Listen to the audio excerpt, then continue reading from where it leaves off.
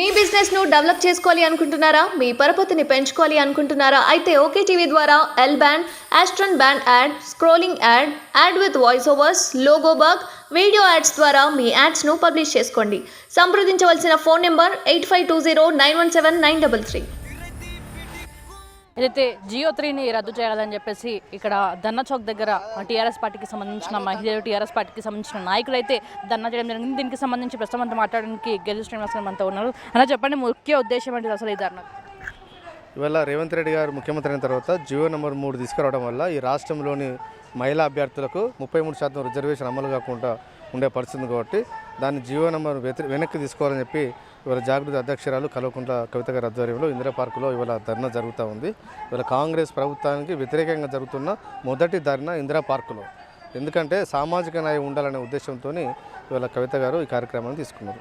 So ఎక్కడ పోతుందన్న ఇప్పుడు వచ్చే పార్లమెంట్ ఎలక్షన్స్లో అటు బీఎస్పీ బీఆర్ఎస్ అలయన్స్ అయింది. గతంలో ఆర్ఎస్ ప్రవీణ్ కుమార్ చాలా వ్యతిరేకంగా ఉండే కేసీఆర్కి, ఇప్పుడు ఎట్లా ఉంది? ఖచ్చితంగా రాబోయే రోజుల్లో పూట ఒక మినిమం నువ్వు కాంగ్రెస్ బీజేపీ కొన్ని ప్లేస్ల వాళ్ళు కలిసి చేసినప్పుడు ఇప్పటికే వాళ్ళు ఆ ప్రయత్నాలు చేస్తూ ఉన్నారు. ఇప్పటి వరకు కాంగ్రెస్ పార్టీ వాళ్ళ అభ్యర్థులను కూడా కనీసం వాళ్ళు జనంలో పెట్టలేకపోతూ ఉన్నారంటే వాళ్ళ అభ్యర్థులు కూడా కన్ఫ్యూజన్ ఉన్నది. కాంగ్రెస్ పార్టీ తరఫున పోటీ చేస్తాను కూడా ఎవరు ముందుకు రాలేని పరిస్థితి. అనవసరంగా టైం వేస్ట్, డబ్బులు వేస్ట్ ఎందుకని చెప్పి ఇవాళ కాంగ్రెస్ నాయకులు అందరూ పారిపోతూ ఉన్నారు. ఎవరు కూడా ధైర్యంగా నాకు టికెట్ ఇవ్వండి అని చెప్పుకునే పరిస్థితి అందులో లేదు. అదే బీఆర్ఎస్ పార్టీ ఇవాళ పోటీ జరుగుతూ ఉన్నది. ఎందుకంటే ఖచ్చితంగా ఈ రాష్ట్రంలోని ప్రజలు కాంగ్రెస్కి వ్యతిరేకంగా ఇవాళ వాళ్ళ ఆలోచన ధోరణిలో మార్పు వచ్చింది. గతంలో వాళ్ళు ఇచ్చిన అనేకమైన హామీలతో నమ్మి ప్రజలు కాంగ్రెస్ పార్టీకి అవకాశం ఇచ్చారు.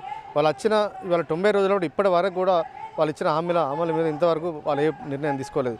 ఇప్పటి వరకు రైతు బంధు లేదు, రైతు బీమా లేదు, కాళేశ్వరం నీళ్ళు లేవు, చెరువులన్నీ ఎండిపోతూ ఉన్నాయి, భూగర్భ జలాలన్నీ ఇవాళ కిందికి పోతూ ఉన్నాయి, పంటలు ఎండిపోతూ ఉన్నాయి. కాబట్టి ఇవాళ ప్రజలు రైతులు అందరూ వ్యతిరేకంగా ఉన్నారు. ఎన్ని సీట్లు వచ్చే అవకాశం ఉందా? ఖచ్చితంగా మినిమం 12 సీట్లు అయితే మాకు పక్కా వస్తాయి.